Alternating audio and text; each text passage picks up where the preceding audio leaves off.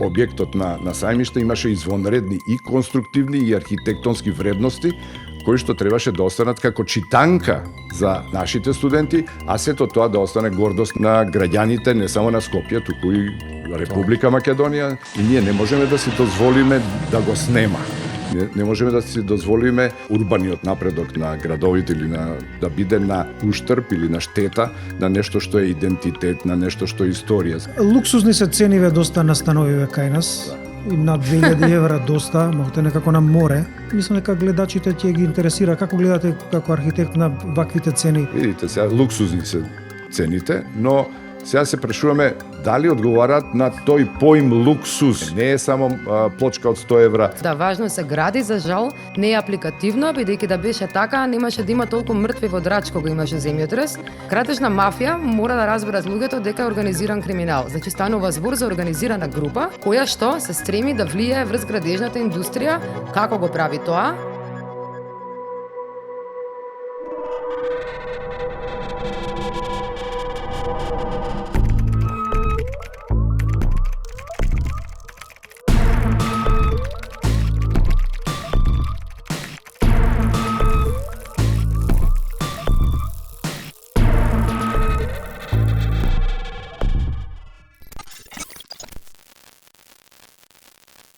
Речиси една година истражувачката репортерска лабораторија работеше на прекугранично истражување заедно со колеги новинари од Албанија. Доживеавме интересни моменти, нови професионални пријателства и се радувавме кога го склопувавме мозаикот како функционира светот на бизнис макиниците. Прегледавме илјадници страници документи, утврдивме како многу лесно може да се стигне до посекуваното парче земја, кое преку бизнис, политички комбинаторики може да се обликува онака како што сакаат тие. Кога мислам тие, мислам на бизнис мокиниците кои не се грижат на крај за потребите на нас обичните смртници. Ако Скопски саем буди емоција кај дел од скопјани, останатите ќе речат па Скопје треба да се развива и да се урбанизира, а Изгејт е современиот модел кој му фалеше на модерно Скопје. Развитокот на градот е постојан, но дали развивањето треба да се темели врз уривањето на културното наследство. Изгејт никогаш немаше да се изгради без политичка одлука или измена на деталниот урбанистички план. Граѓаните на Скопје никој не ги праша дали сакаат да се урне саемот за да никне современ трговски центар, представен како потреба на скопјани и оние кои доаѓаат во Скопје. ИРЛ веќе го објави своето истражување Шопинг и јахти СЕО, кој открива како се одвил процесот на изградба на Изгејт комплексот, а новинарската љубопитност не одведе дури до Валона во Албанија. Истражувавме како парите се движат преку границите и како бизнисмени успеваат да ги убедат како и локалните власти, така и владите дека нивните проекти се за наше добро.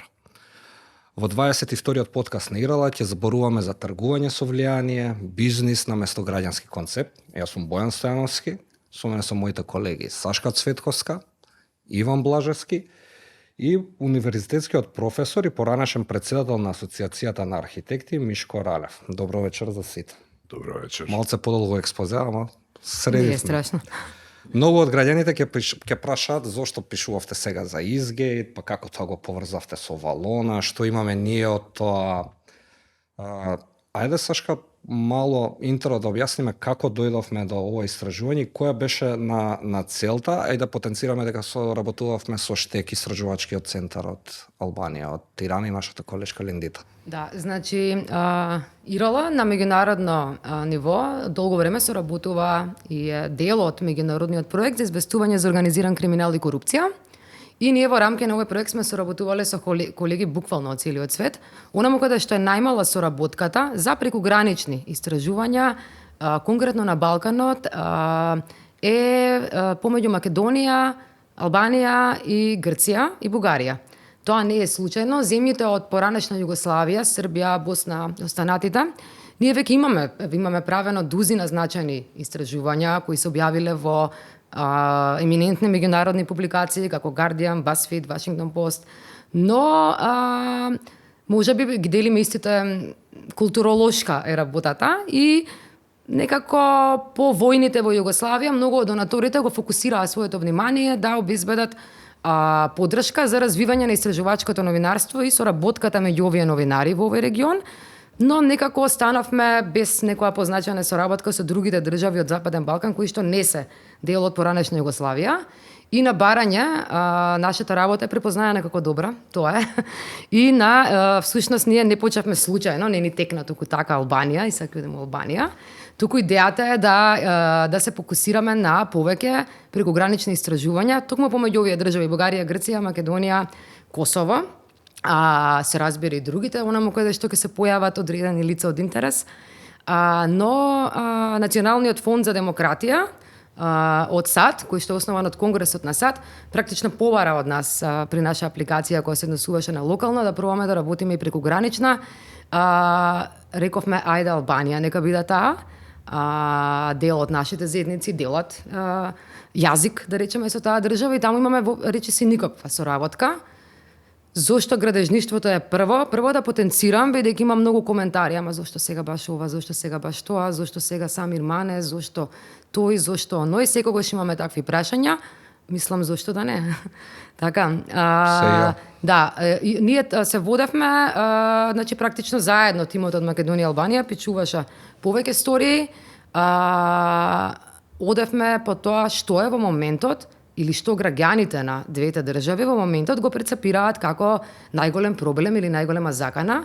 Тоа се покажа дека е градежниот сектор, низа, да не ги набројувам, релевантни меѓународни публикации посочуваат дека Македонија, Албанија, па и другите држави од регионот, бидејќи се во тој таков жежок регион за кој што е длабоко засегнат од организираниот криминал, градежниот сектор е мотор на таа црна економија каде што се движат парите од организираниот криминал. И не случајно ја одбравме, баравме се почна од една пријава од Изгейт и тоа не поврза со Валона. Ирала да потенцираме, од сега ќе известува и во Албанија, се надеваме наскоро, ќе почнеме со истражувања и во Грција. Иван е наш нов колега, мора да посочиме дека зборува перфектно албански, па ни беше многу полесно да ги анализираме документите кои ги обезбедувавме од јавните регистри од Албанија. Заедно со тебе, Сашка, прегледавме илјадници документи, што за Изгейт, тоа за Валона. Се изначитавме чуда. Познат е проектот во Валона, да речеме како Влора Марина, као некој интернационално име кое го доби да биде познат. Да појасниме како ја однајдовме поврзаноста меѓу Изгейт и проектот пристаниште во Валона, кој е за луксузни јахти и за луксузно домување, меѓу другото. Па прво на секаде го има како реклами, значи отидете на аеродром во Скопје, ќе видите едни огромни панкарти вака, Влора Марина, возете се на кај Косово, на кај Албанија, ќе видите по цел автопат Влора Марина, една така господја во бикини како се бања, па јахти и сето тоа, што е вака доста една свежина внесува вака море и сето тоа и убаво изгледа, мора да се каже.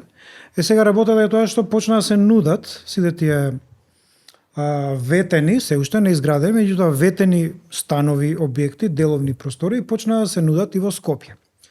И тоа не да се нудат, да речеме, преку некои алтернативни методи, туку со една убава канцеларија во центарот на Скопје, на плоштад Малтене, на улица Малтене, на Максим Горки, каде што луѓето можат, ако имаат вишок пари или ако сакаат нешто друго да прават, да инвестираат и да почнат да се занимаваат можеби со туризам, да се издвојат 100.000 евра, 150.000 евра, 80.000 евра, колку милуваат и да си вложат на албанското приморје. Исто не каде, туку на пристанишето во центарот на Валона. На градското пристаниште. На градското пристаниште, кое што сега се уште е служи пред за транспорт на патници, на возила, на стока кон Италија. Пред се, меѓутоа, целта беше да се направи, се уште е, нели, да се направи пристаниште за јахти, луксузни јахти, додека капацитетот и за потребите на актуелното пристаниште, значи превоз на луѓе, стока и така натаму, да се префрли некој километар на југ. Сега како дојдовме до врската. Па кога ќе видите кој беше главниот носител, кога видовме всушност кој беше главниот носител на целиот маркетинг и целата идеја, така машинерија околу Влора Марина, тоа беше групацијата Балфин.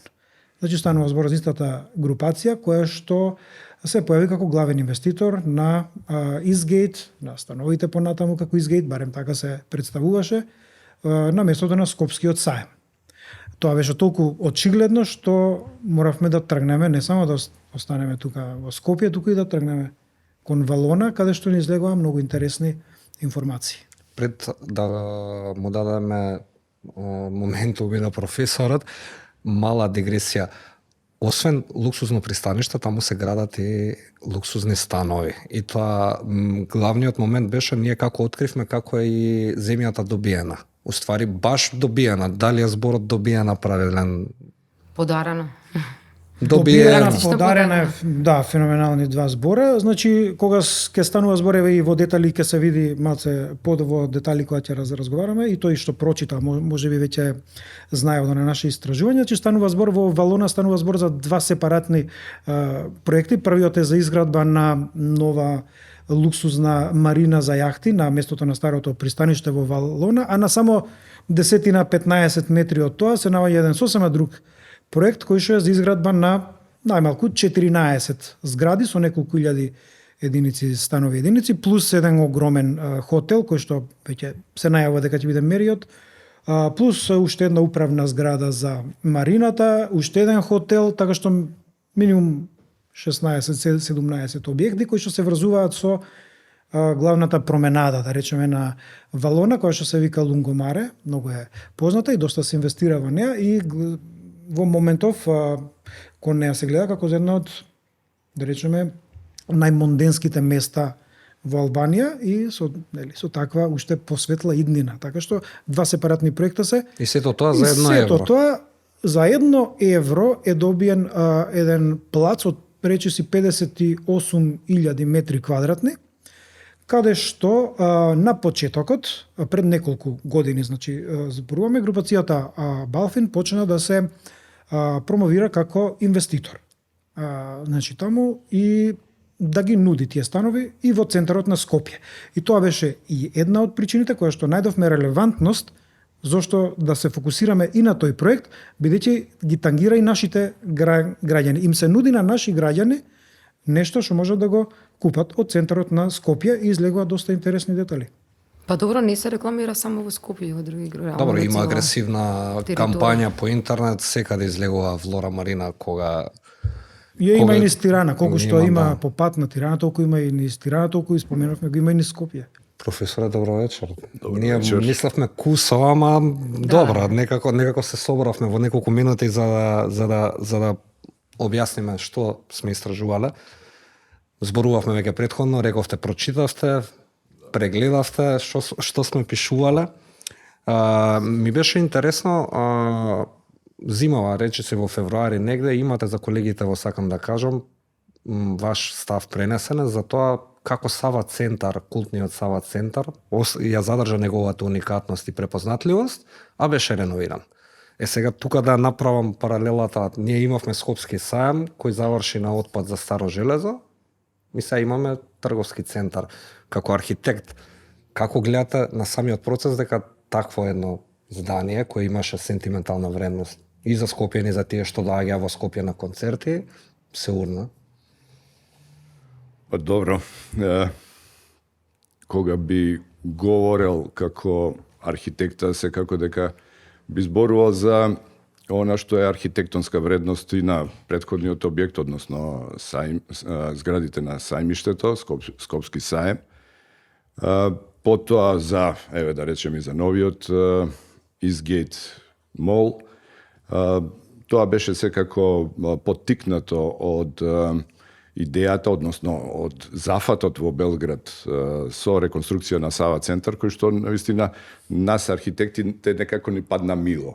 Дека нешто од тоа време се реконструира и тоа дека не е во државна инвестиција, туку е во приватна.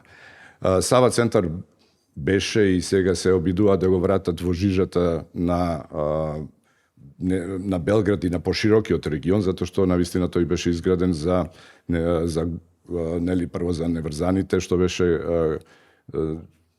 дали беше собирање или не, али стана култен, конгресен и концертен објект. Така што и огромен е, навистина, со сите негови содржини. Тоа не потикна да размислуваме што тоа го правиме ние во Скопје.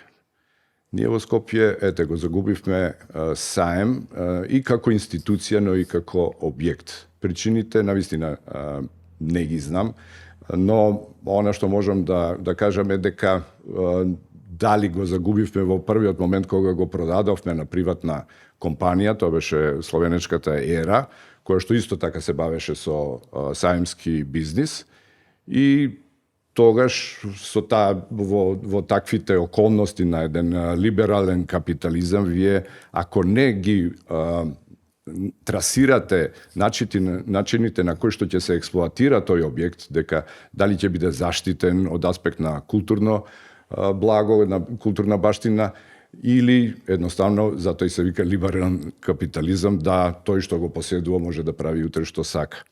Ама професора, извинете ве прекинувам, 2017 кога почна најавата дека ќе се продава Скопски саем по втор пат, реагира семејствата на архитектите како и на Континентал, така и на Скопски саем, бидејќи Континентал бил замислен да биде како простор кој ќе нуди сместување за сите саемски манифестации кои ќе се. Така да, ако и семејствата на архитектите реагирале... Било замислено врска некоја да има у просторот, да... Видете, во право сте, што значи дека не е баш така, нели, имало и реакции. Независно од тоа, ја би кажал дека како ние треба да се однесуваме. Како требаше да се однесуваме према Скопски саем? Неколку пати претходно и во некакви разговори и како председател на асоциација обрнував внимание дека и ајде мала дигресија и на предавања пред студентите објаснувам дека ние сме навистина една мала култура. Мало општество, ние имаме непроценливи објекти или, да речеме, културно благо кое што од непроценлива вредност, но квантитативно е мало и ние не можеме да си дозволиме да го снема. Не можеме да си дозволиме да напредокот, на урбаниот напредок на градовите или да биде на уштрб или на штета на нешто што е идентитет, на нешто што е историја, затоа што и нашата историја по однос на архитектура е мала. Јас зборам архитектура не на мајсторите, народните мајстори, туку на оваа професионална архитектура која, да не се лажеме, македонската започнува после 45-та година, затоа што претходно имаме некакви наши архитекти кои што студирале во европските центри и што направиле некакви минорни згради, да не зборувам минорни. Претходно од модерната архитектура има архитекти од Белград и од Загреб кои што Злоковиќ, кој што ја направил првиот дел, односно ние го викаме сега тој дел Метропол, и се разбира градската болница на Драгој Иблер. И сега доаѓа тука една прва генерација на македонски архитекти кои што навистина во тој херојски дел на македонската архитектура во еден навистина краток период, кој што за несреќа е поттикнат од земјотресот, направивме навистина една еден светски феномен, да за 15 години се направат извонредни објекти, не само по својот квалитет, туку и по својата содржина. Значи, сите значајни објекти... И во МОМА беа изложуван делот. Да, заедно со југословенските, затоа што сите главни јавни објекти се направени тогаш или од административно деловен или од културен аспект. Таков е и саемот. Саемот е едно извонредно архитектонско дело на петорица архитекти, кој што навистина има една своја приказна, има една своја логика и урбанистичка и архитектонска. Го спомнавте и хотел Континентал, кој што всушност е хотелот на саемот. Значи во саемот кога се приредуваат саемски изложби и манифестации, секако тоа е брвулица на луѓе кои што еве тука е хотелот. Потоа има уште една работа зошто треба да бидеме внимателни кон тоа наше наследство од модерната архитектура или касно модерната, е тоа дека едукацијата, јас како професор, едукација на студенти не се врши само преку книги, преку слајдови и преку шетање. Туку се врши и пред она што го гледате пред вас во вашето опкружување. Значи имате модел 1:1 каде што објектот на сајмиште имаше извонредни и конструктивни и архитектонски вредности кои што требаше да останат како читанка за нашите студенти, а сето тоа да остане гордост на граѓаните не само на Скопје, туку и Скопје како центар тогаш Република Македонија, социјалистичка, сега секако да ве прашаме, ве јас сакам нешто може боке. Дека луѓето знаат да кажат, да речеме, дека е неважно, не знам, сајмот бил само едни улични бараки или не е важно ако некој гради приватни згради или огромна населба, мислам ние тоа сме го гледале, не е воопшто важно како изгледа, зошто изгледа, како се вклупува во просторот, дали е тоа можеби субстандардно, дали не е. Како не е можно е да не е важно? Не е можно затоа што секој објект, иако е граден на ваше приватно земјиште, тој има јавна намен, односно јавен интерес, затоа што делува во просторот, кој што просторот е заеднички. Значи, ајде да кажеме теоретски дека целта на секоја идеја за градење е всушност внатрешниот простор. Внатрешниот простор, ентериерот, таму се остваруваат сите намени, сите функции. И тука ентериерот може да биде ваков или онаков. Но обликот, формата на објектот веќе кореспондира со други објекти и веќе е сечи. Затоа што вие проаѓате покрај него, проаѓаат улици, тие објекти се врзуваат за одредена инфраструктура, значи не можете вие да кажете тоа е мое. И јас ќе правам што сакам. Затоа се урбанистичките проекти, затоа што се урбанистичките планови кои до одредена мера ги регулираат и формите, облиците на објектите. Со законот за градење се регулираат материјали, се регулираат она што е законска обврска да бидат безбедни, да бидат енергетско ефикасни и така натаму, што значи дека еден објект не е работа на поединец. Туку е работа, дури не е ни работа ни на самиот архитект кој што ќе го создаде, туку е сепак јавен интерес. Добро, кога зборуваме за саем, само сега баш го читав текстот, значи извадени 1846 тони железо. Што значи имале проблеми да го урнат и да го однесат на отпад за старо железо. Да, а го нарекуваат бараки. Да, задржате мислата. Дали може тука да го погледнеме видеото кој е сублимат на, како Ирала направивме и видео формат, кој е сублимат на двете наши приказни поврзани и со пристаништето во Валона и со Изгет, па предлагам тука да го погледнеме околу 10 минути.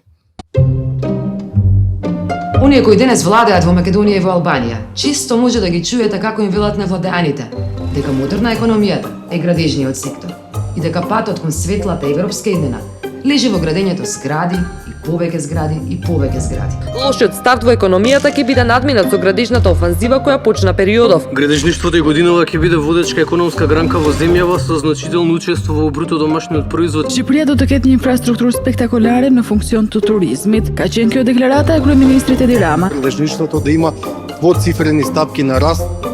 Често се нарекуваат стратешки инвестиции, но стратешките потреби не мора да бидат производствени капацитети, железници или патишта. Може и да се апартмани, молови и пристаништа на луксузни јахти. Често не мора да се инвестиции, туку инвеститори во приватни бизнеси може да бидат и граѓаните. Со бесплатна земја и концесии за кои што не се плаќа, а траат вечност. Бенефитите навистина се безбројни. Стратешки локации и државно спонзорирана помош, секогаш кога градители се оние блиски, со носители на важни функции.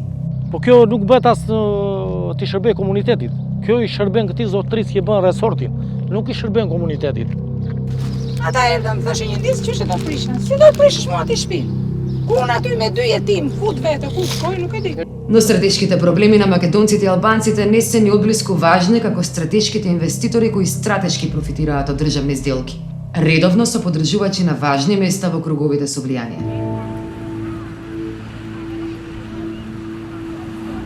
Тимот новинари во Албанија и Македонија работеше 10 месеци на првиот проект за прекогранична корупција помеѓу двете држави. Анализиравме повеќе од 3800 документи од серијалот посветен на трговијата со влијание. Во првото истражување откривме сомнителни туристички инвестиции во Албанија, каде што се гради елитно пристаниште во Валона. Kryeministri Edi Rama ka ndarë këtë të diel pamje të punimeve për shndërrimin e portit të Vlorës në një marinë turistike për jahte luksoze. Како и во Македонија во проектот Скопје Eastgate. Скопје за нешто повеќе од една година ќе добие најсовремен трговски центар на Балканот, наречен Скопје Eastgate. Овие две инвестиции имаат едно заедничко нешто. Еден албански милиардер. Најавуван како инвестиција од светска класа. Откривме како се финансирал скопскиот мол Eastgate. Всушност инвестицијата не е ниту во пари, ниту во специфична вештина потребна за подобрување на животот на граѓаните во Скопје, каде што прекомерното градење веќе ја оптовари инфраструктурата. Инвестицијата се состои од кредит во македонските банки за инвеститорот да ја купи земјата, а зградите се прават со пари од граѓани кои купуваат станови во градба. Проектираниот оброт е во стотици милиони.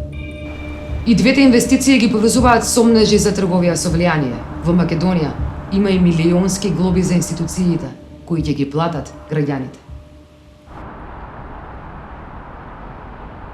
Истражувањето започна со пријава за штети врз буџетот на градот Скопје, а не одведе до Валона и до лицето Самир Мане. Тој е бизнисменот кој под сомнителни околности ги обезбеди дозвола за градба на познатиот и релативно нов трговски центар Eastgate, а подоцна ќе го прошири својот лукративен бизнис на државна земја во Валона.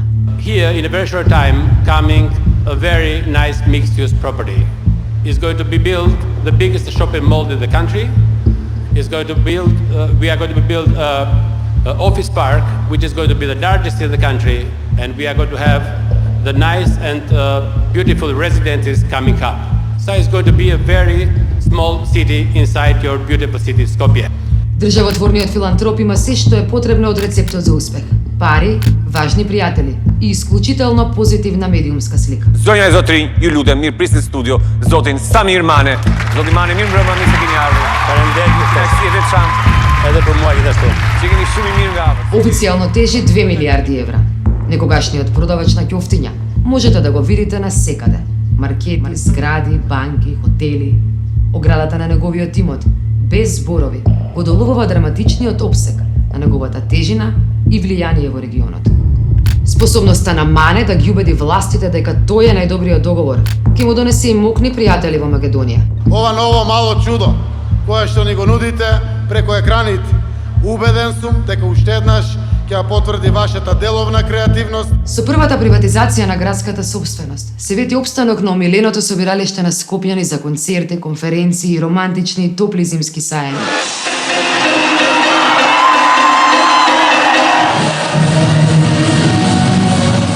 Ова се продаде по втор пат. Градскиот архитектонски символ се урна. И се стори шопинг мол, надграден со огромна стамбена населба.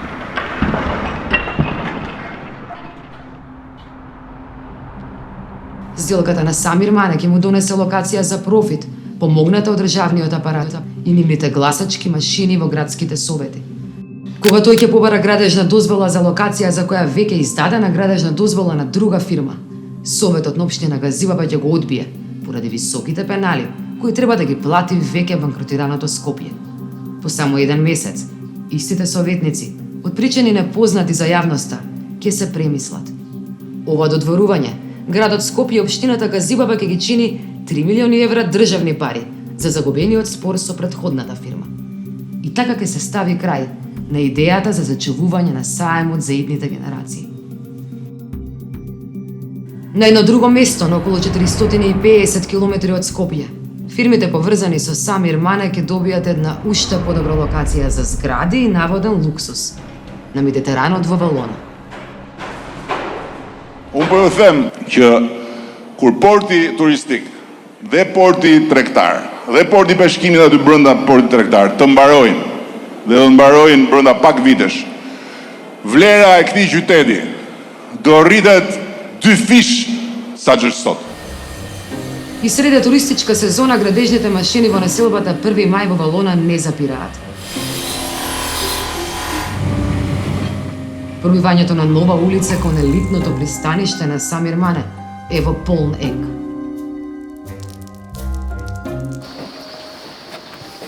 Çfarë kjo shenjë? Ato janë për të prishur. Për prishje objekti.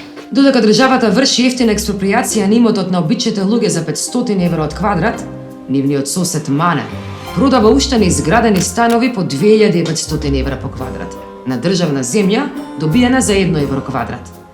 А се финансира по рецептот на Eastgate, со кредити и продажба на станови во градба. Сето ова е возможено, затоа што државата проценила дека стамбен ресурс за елитата е јавен интерес и стратешки инфраструктурен проект. А домовите на граѓаните кои живеат таму со децении ќе се бетонизираат за да има пат до луксузната марина.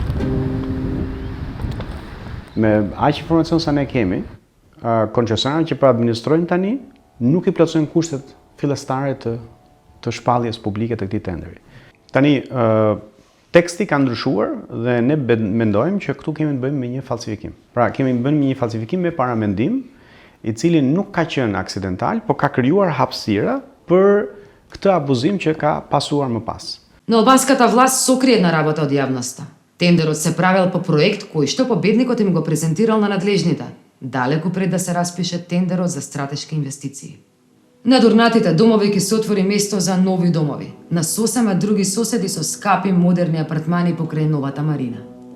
И за тоа ќе платат граѓаните на Албанија, со долги концесии и речиси бесплатна државна земја. За возврат ќе добијат згради од кои што некој ќе профитира, а мнозинството нема да добие ништо.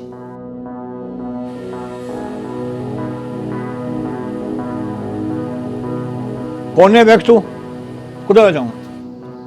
Po unë si shqiptar, po unë si shqiptar shqiptar, ku do vetë unë? Ky e ka shkel vetë librin, kushtetunën, duhet të më strehoj mua ai. Do më ndjap një shtrim, le që shtrim sëmije, po sëmije për atë që më takon, shpërblimin, dëm shpërblimin, shpronësimin që i thonë. Sëmije pas certifikatën, ja kjo, unë dua 1 metër që më takon, që s'ma jap metë. Ai nesër do vitë më prishi shtëpinë mua dhe unë do dalë në rrugë. Dhe për mua janë 2 rrugë.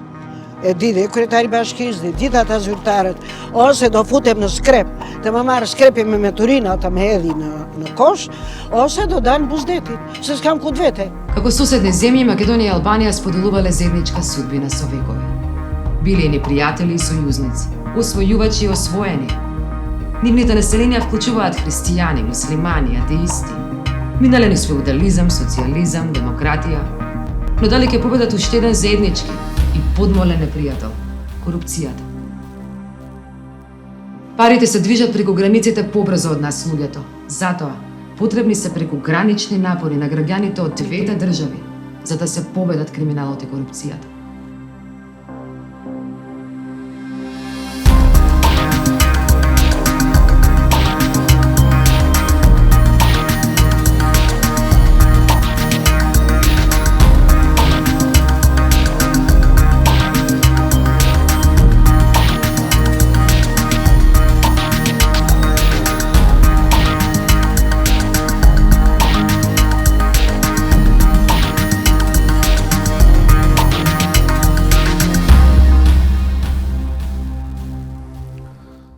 Доброто е видеото. Ако ги земем чувствата тука, као на сите, на Скопјани, са сите оние кои доаѓаат во Скопје, барем секој од нас бил на некој пат на саем, дали бил тоа на саем на автомобилизам, саем на вино, дали бил на некој концерт, саем за книга, значи кога имаше концерти имаше за сечи вкус баш концерти имаше и на Скопски саем. Пред да го прашам професорот што мисли како архитект за тоа што ни недостасува како од аспект на социјален аспект на Скопје, што мислите вие? Колку изгуби Скопје со тоа што го снема како центар за некаква социјална интеракција по различни основи? Не мора да е концерт, може да е било каков саем, саем на мебел, саем на книга, саем на вино. Па види, тој си беше еден meeting point. Значи, точка за среќавање. Малтене, ако не сте се виделе со некого или ако не сте имали некој заеднички, зборувам заеднички скопски културен настан, кој што нели го надминуваше и Скопје, тоа беше еден meeting point каде што може да се видите со многу луѓе за кои што не сте се виделе и што е најбитно да споделите еден заеднички момент кој што можеби трае еден викенд, можеби трае 2-3 часа. Меѓутоа, сепак означува една временска одредница. Пред сајмот, после сајмот, пред концертот ова се случи или после концертот на некој определен музичар, нели? Така што такви точки на споделување се многу битни. А ако сега нам во Скопје ни остануваат како точки на споделување трговски центри, можеби по некое кино, тогаш сме се осиромашиле многу како град и како општество. Сашка? Преубаво го кажа. Да, беше едно радосно место, сега немаме место за концерти де факто, универзална сала, прашање е дали воопшто некогаш ќе се подигне од оваа пепел по сите овие скандали, камо ли сајмот, мислам не може да го враќаме, а не гледаме некој план за нешто друго. А дури да го има, во вакви околности, со вакви закони и вакви политички чинители и карактери, подобро и да не прават друго, да почекаме, затоа што кој знае какво ќе биде. Професора... И кој ќе го прави, тоа веројатно ќе биде најважно прашање. И можеби ќе му текне на некој да направи саем. Може и тоа ќе се случи, еве на пример некој можеби наместо да инвестира во згради од овие инвеститориве наши, можеби ќе му текне да направи нов саем. Зошто? Добра идеја за да сменат некој детален урбанистички план. Професора, ко ги слушнавте колегите, вклучително сите сме биле некој пат на саем по различни основи. Ме интересира вие како архитекти, како фела, не зборам само кроз ваша призма, зборувам како архитекти. Како го доживеавте кога дојдоа багери и го урна саем? Нели е пораз и за фелата, и за нас, за скопјани, пораз и за секој што сакаше минимум пристојно место за забава, за... Она што го разговаравме и помеѓу колеги, но и помеѓу било кој наш пријател или сограѓанин кој што навистина се грижи или едноставно интелектуално размислува за околината и за градот, рековме дека тоа е као еден вид смрт. Со тоа рушење е конечната удрена, ајде да речеме, копач од која почна 2000, последната лопата на гробот на Скопје као уништувањето преку Скопје 2014. Повторно ќе се навратам на квалитетот на тој објект. Тој објект беше извонреден и од урбанистички аспект, значи тој беше во предградието на Скопје, каде што беше поврзан со сообраќајна мрежа, колска и железничка, феноменално подвоен од каде доаѓаат дистрибуцијата, од каде доаѓа публиката. Тој беше бизнис центар, културен центар, односно центар за забава, центар за сајмски центар. Што е сајмот? И сега некој почнува сега, ама сајмите и во светот веќе како бизнис губат на значење со навлегувањето на информатичките технологии, дека све е онлайн и така натаму. Не е баш така. Да беше така ќе ги затвореа, нема ни едно затворено, баш напротив, сите се многу живи. Саемот не само што е бизнис центар, туку е и едукативен. Од кој аспект? Вие имате, да речеме, се сеќам на саем технонова, техномали, како се велеше. И тогаш се носеам разни технологии, разни машини, кои што вие можете во моментот да видите... Кои саеми за земјоделие имаше. Да ги видите во живо, да видите како функционираат, да направите бизнис. Значи, тоа е и тој едукативен дел. Потоа, затоа што беше ремоут, затоа што беше оддалечен од центарот, значи, достапен со превоз, значи можете да правите големи забавни, културно-забавни настани, од што велите концерти за сите возрасти. Знаете, и сега ние Скопје во тој дел, ајде физички, зборуваме од аспект на архитектура или ги снемува зградите. Скопје 2014 придонесе да ги снема и тие што ви физички постојат. И сега Скопје едноставно нема некој ниту, како што велиме, културни центри, универзално уште не можеме да ја направиме, остана само филхармонија, во која што е и самиот збор вели зграда на филхармонија. Тој не може, еве, видовме дека... Како што и спортските сали не се сали за... Спортска сала не е сала за... Таа може да биде за некаков концерт во кој што вие може да дојдете да видите, иначе да слушате или да уживате во музика или во представа, не може. Така што театрите ни се веќе со замор на материјал од 50 години, 70 години, така да жално е што Скопје како центар на државен центар има многу помалку него кога беше републички центар, да кажеме, во Југославија. Секако мораме и да посочиме дека доколку не се случаа клучни измени на детален урбанистички план за градската четврт која се однесува на сегашниот Изгейт, никогаш не може да се изгради Изгейт, а никогаш немаше ни да се урне Скопскиот саем, доколку политичарите не гласа онака како што гласа. Должен сум да потенцирам дека за оваа сторија им досаѓавме брутално на службите во Газибаба да ни одговорат и да добиеме став околу одлуките тогашни на Советот, одлучија да не игнорираат, не знам зошто, ама мораме да потенцираме дека двете партии, кога зборам двете партии, зборам за најголемите партии ВМРО и СДСМ, гласа за измена на овој детален урбанистички план, на оваа градска четврт, иако ВМРО ДПМН во опозиција предупредувал дека станува збор за криминална символика на гласањето на одлуката, бидејќи тоа ќе значи дека ние граѓаните ќе треба да вратиме 3 милиони евра кои претходно словеничката после се премислија. После се премислија и не ни објаснија зошто се премислиле. Сега ќе јас да ти објаснам. Во ред. Секогаш низ Балканот провеува една теза, важно се гради. И тоа е баш тоа е проблемот, бидејќи го спомна деталниот. Да, важно се гради, за жал не е апликативно, бидејќи да беше така, немаше да има толку мртви во Драч кога имаше земјотрес, бидејќи таму многу се градеше и тоа што се изгради резултираше во истрага, во која да не заборавиме дека дури имаше и обид за атентат врз обвинителот кој што ја водеше, кој е првиот обид за атентат на обвинител веројатно на Балканот по 90-тите, од мрачите 90-ти, кога во Србија убива обвинителе, ние немаме такво сеќавање. Тоа помина без спор во медиумите, бидејќи медиумите практично се заложници на овие луѓе. Што мислам со ова? Значи, градежна мафија мора да разберат луѓето дека е организиран криминал. Значи, станува збор за организирана група, која што се стреми да влие врз градежната индустрија. Како го прави тоа?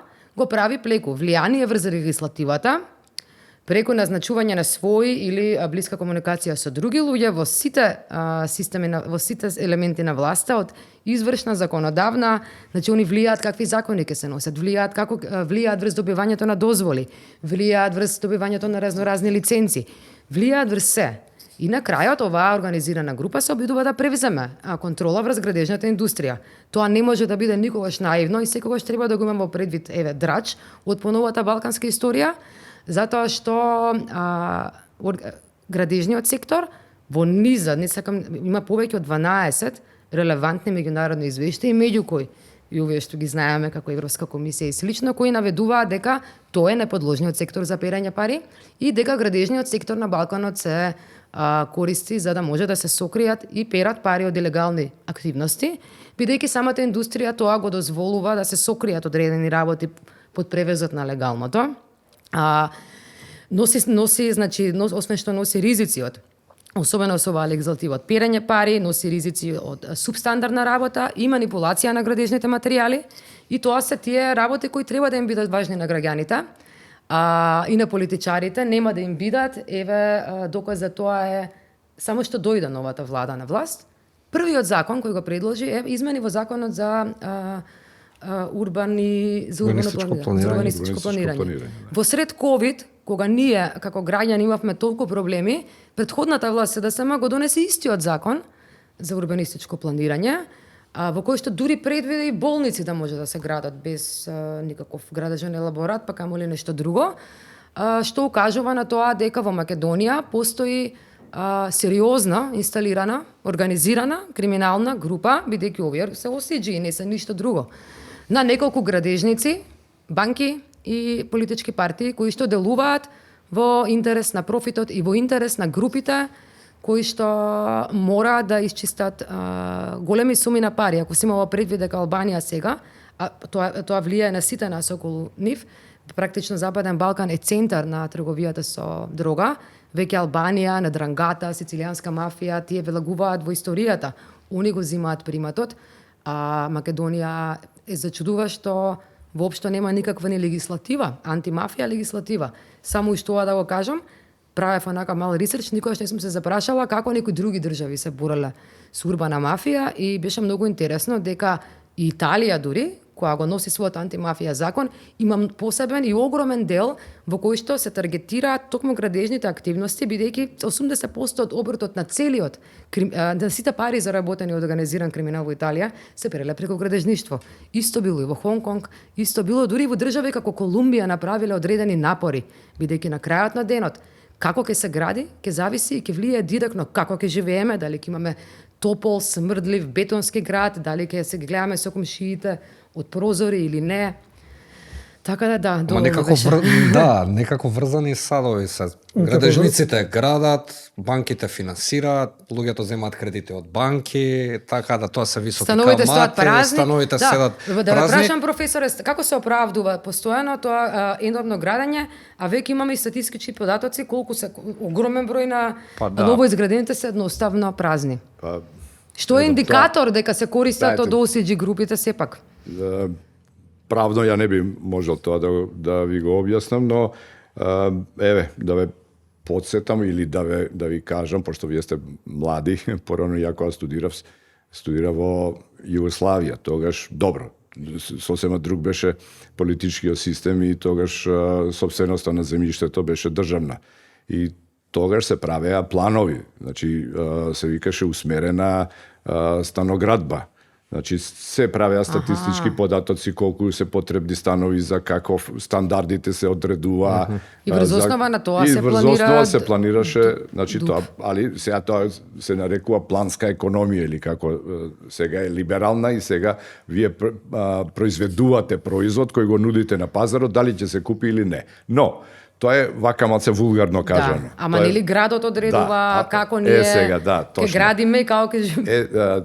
Затоа што всушност она што во некои дебати јавни кога сме имале стануваше збор за дали ние имаме визија за развојот на Скопје. Значи, која е методологијата на создавањето, односно на креирањето на ГУПот, па потоа од ГУПот на ДУПовите. Да, затоа што секој град треба да има одредена визија што е тој. Значи, тогаш визијата беше била или сега дали некој ќе ја нарече комунистичка, некој ќе ја нарече социјалистичка, но окей, Скопје што било? Требало да биде едукативен, културен, финансиски, политички центар и се уфрли и индустријски центар заради, големите фабрики беа тука, но и тоа е став, што ќе правиме, ќе биде едукативен затоа што ќе биде центар на, високо образование, универзитетски центар, културен центар и така натаму. Сега во тоа планирање, значи што ќе се гради, да речеме и во индустријата. Порано она што сум го слушали во претходно, било дека всушност во профитот на градежните компании стамбените згради не играле некаква голема улога, односно инвестиционото градење било важно. Тоа се јавни објекти, фабрики кои што во себе повлекуваат поголем капитал. И сега, дали значи, не само да изградиме зграда и да ги продадеме. Да, се граделе цели аеродром Ново Илисиче, кој, например, реално се убави. Да, сигурно не го прашале. Да, затоа што инвеститорот замисли да го прашале како треба да изгледа. Кензо Танге кога бил, он бил одушевен. Зашто? Затоа што вика најлесно е да градиш на државно земјиште. Да. Не на приватна собственост. Зашто? Затоа што и Токио е уствари некое конгломерат меѓу мегалополис, он е мегалополис, али на модерен и некаков рурален дел. Заради приватната собственост, вие ќе видите огромен облакодер до некое мало колипче кој што не сме да го продаде. Никој не сме да го допре. Ми дадовте интересна теза, затоа што кога рековте дека многу е лесно да градиш на државна земја. Многу е лесно. Многу е полесно е него. Немаш многу ограничувачки фактори, ние викаме. Иван, како е да изградиш за едно евро на државна земја? Професоре, може би го ценат, може би го знаат животното дело и пат и филозофија на Кензо Танге и во Тирана. Па затоа го сториле следново. Сега, значи, да ви дадам клучните 2-3 поенти од нашето скоро едногодишно истражување. Како што споменавме, како што видовме и во видеото, нели се случуваат две работи. Значи, таму клучен една иницијална каписла во изминативе 5 години беше токму земјотресот во Драч, од каде што после почна една експанзија на лесно давање на државна земја на лица кои што се прогласуваат и фирми кои што се прогласуваат како странски инвеститори, и едното место е Драч, кој што за жал настрада, нели, доста во земјотресот пред 5 години, а другото место е не настрада, меѓутоа има многу така убава, може ке настрада урбанистички, да, тоа е Валона. Сега, што најдовме? Ние најдовме дека најнапред албанската држава има распишано еден тендер за давање на марината, нели? И Државна државно е секако, да.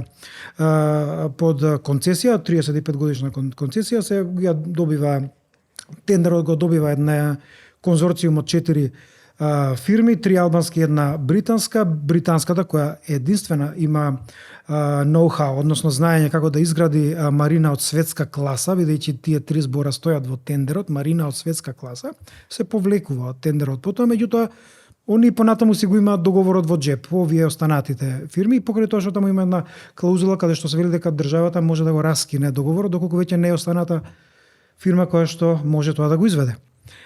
Но, одма до пристаништево, како што споменавме на почетокот, се наоѓа еден убав плац од 57.504 или 502 метри квадратни, која што е државна земја. И таму многу лесно се добило дозвола да се гради.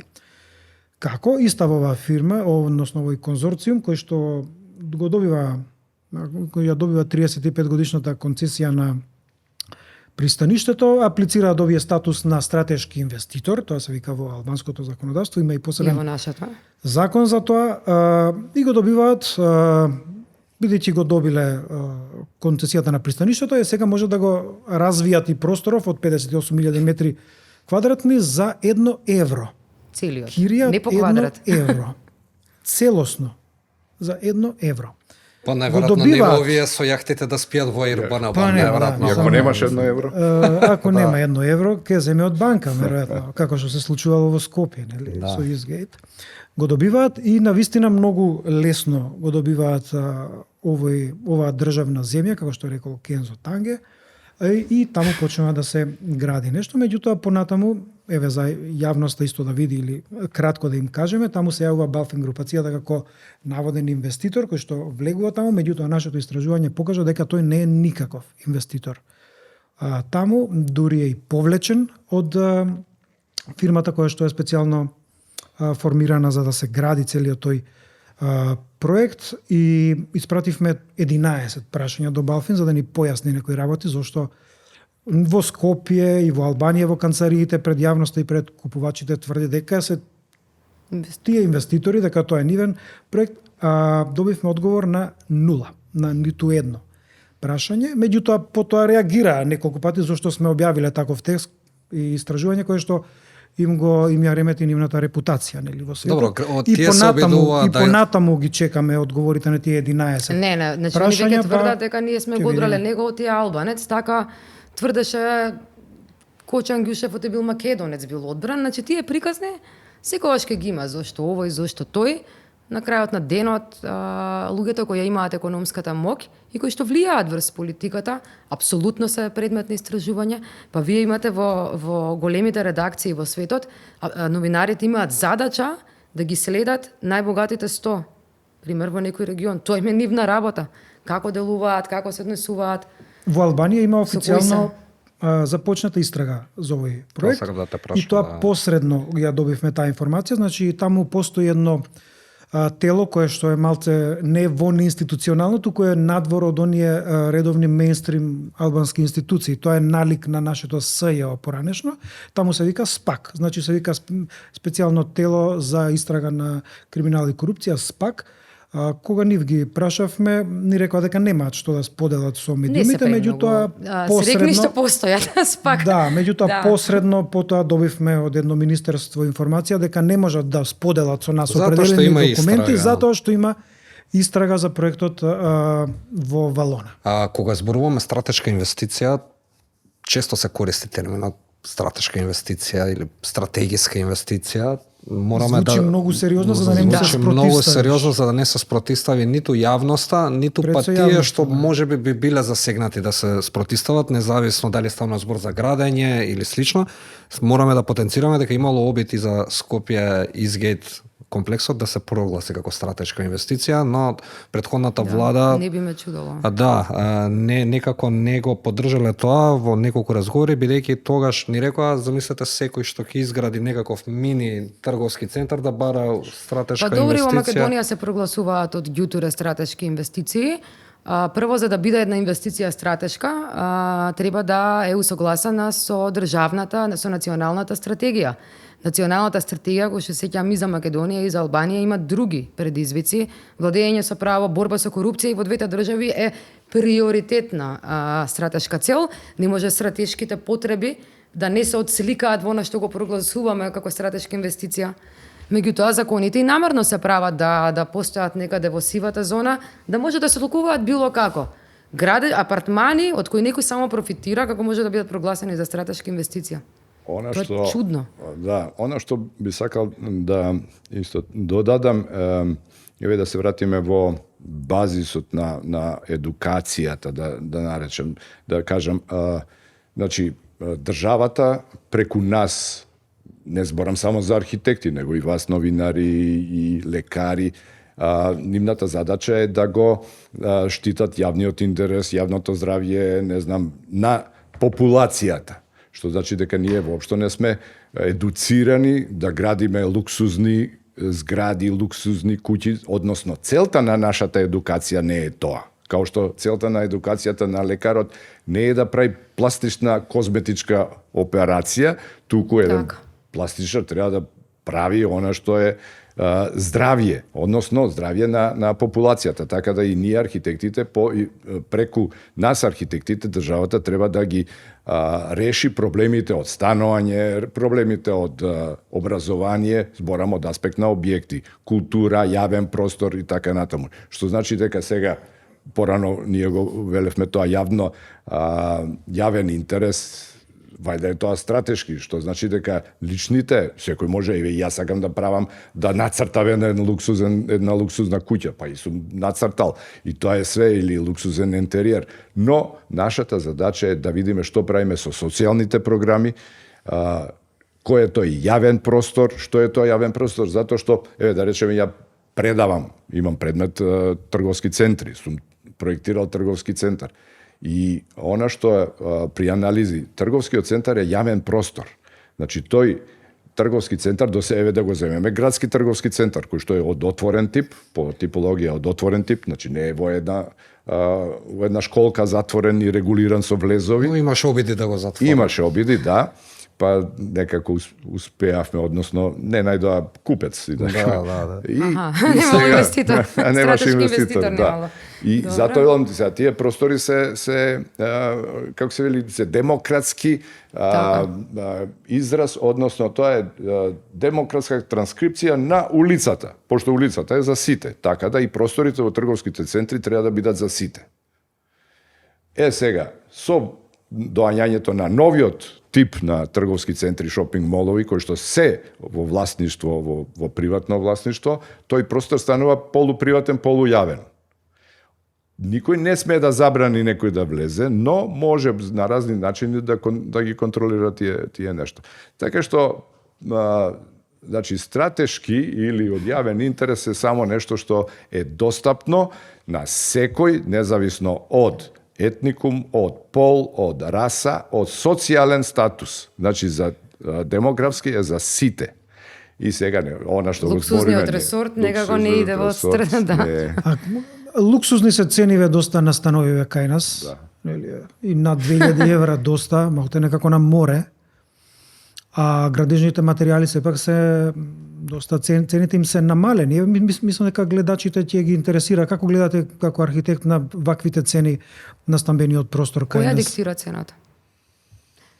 Ја мислам дека многу фактори ја диктираат цената, односно сите оние што се во таа игра, односно од инвеститорите земаат инвестиции од некаде, се позаимуваат или не знам што, па потоа заинтересираните, нели, Повторно треба да земат кредити за да ги велам, купат, да ги значи, платат долговите. сите оние што учествуваат во некаков профит, ја диктираат таа цена која што после ја изравнуваат. Вие кога на пазарот идете на пазарот, од почеток до крај патлиџаните сите 200 денара, а коштаат 50. Не се, но во таа цена, видите, сега луксузни се цените, но сега се прашуваме дали одговараат на тој поим луксуз. Што е луксузен стан? Тоа сакав да ве прашам, да. Значи, кога ќе видиме што све се продава како луксузно. Како луксуз, затоа викам, да речеме, еве, пак ќе се вратам на некоја едукација, ние имаме одредена систематизација на стамбен простор. И сега, во таа едукативна, значи во оно што сме го учели, што го предаваме како професори, луксузен стан си има своји карактеристики. Што и како. И не се задржува само на границите на станот. Домување, затоа кај нас ние не викаме станување, ние кај нас изразот во Македонија е домување. Домувањето не опфаќа само животот меѓу 4 зида. Домување го опфаќа целиот кварт, да речеме, простор околу каде што вие се снабдувате, каде што вашите деца учат, каде што се рекреирате. Тоа е целиот еден комплекс од фактори кои што треба да кажат дали е станот луксузен или не. Не е само плочка од 100 евра Тама кога ги видиме на проектите, првин кога ги најавуваат, сум забележала дека 99-100% изгледаат различно први самите згради на 3D и обавезно има паркови, клупи содржини, а кога ќе се изградат у реалноста, а и што не личат ни 50% на тоа што е предвидено, што им се покажува на клиентите, парк, дрво, клупи, уредување, тоа веќе е баталено. А да не зборам предвидување градинки или чуда. Ама можеби па на некој му се 100 евра луксуз во станот, па можеби така го ја доживува луксузноста.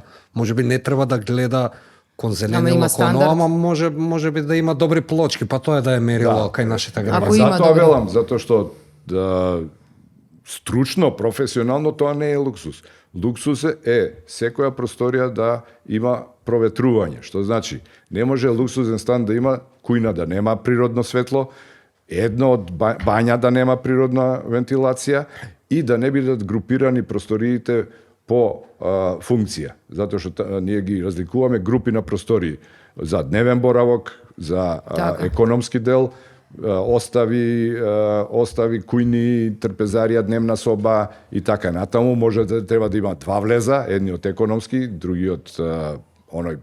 Да резимираме, значи ние немаме услови за хумано живење, камоли за луксуз. За луксуз, ја не би рекол дека имаме луксуз. А кој ги диктира тогаш овие луксузни цени кај нас архитектите, изведувачи, маркетинг? Маркетинг. Сега за се вика луксузно, затоа што, луксузно. Кога ќе видиме, кога ќе направиме разлика помеѓу зградите сега што се прават и што се правеле пред 30 години, ќе видиме голема разлика. Кај нас сега се една типологија. Ние во стамбените згради имаме неколку типологии. Имаме галериски згради, имаме згради со централен ходник и со секции. Порано беа, видите, згради од 70 години, од 80 години, влез тој, прв влез, блок еден на Партизанска, земете ги од Гуц према Влај, имате блокови 4 спратни, имате 4 влеза или 3 влеза. И тоа се викаат секции, каде што на еден влез имате 3 до 4 стана, 3 стана. И сите тие се потесни ламели и имате големите станови, имаат двострана или тространа ориентација, што значи имате тој луксуз го нема тој што има од 100 евра плочка, затоа што вие можете да го проветрите станот. И сонцето да е од една страна во еден дел од денот и да е од другата страна од другиот дел на денот, кој ќе се вратите да биде дневната соба под сонце, да спиете на исток, да се будите на исток, југо-исток. Денеска се зградите со централен ходник, централниот ходник резултира со еднострани станови, како во хотели. Да. Знаете, и вашиот стан има сите соби се на една ориентација. Ако ви се погоди на север, север. А ако ви се погоди на југ, на југ. А поради кои причини се градат сега вакви станови, а не онакви какви што споменавте пред малку? Па причините се, сега да се вратиме од проектантски аспект, односно од урбанистички. Нели, според ДУП вие морате да обезбедите паркирање според стандардот на 80-90 на 90 квадрата или на стан, сега не ме фаќате за збор, едно паркинг место. Тоа во склоп на локацијата, пошто локацијата е 75%, 70% изградена, значи вие можете во 1 до 2 нивоа подземно да ги паркирате колите. За да паркирате коли, вие мора да имате одредена конструктивен модул од столб до столб, за да може да направите паркинг места. И тие стануваат шаблони, 6 на 6 метра, 6,5 или 7 на 7 метра, и тие растат нагоре во стамбениот простор. Тоа ние ниту ги учиме, ниту, како се вели, стамбениот модул е сосема друг. И сега тие згради стануваат на 6 метри, конструкциите стануваат поголеми, влезите во било кој нов стан, столбовите се 60 на 60. Јас живеам на 70, на 7 спрат, во зграда од 70-та година, 30 до 30 е столбот. И тоа на растојание кој што по проект, каде што архитектот создавал простор, па ги ја местал конструкцијата. Сега е направена конструкцијата, па вие внатре ставајте што можете. Добро, ви благодарам на сите. Се надам дека пробавме за онолку време колку што имавме да објасниме све и да кажеме све, ако имаме многу повеќе да кажеме.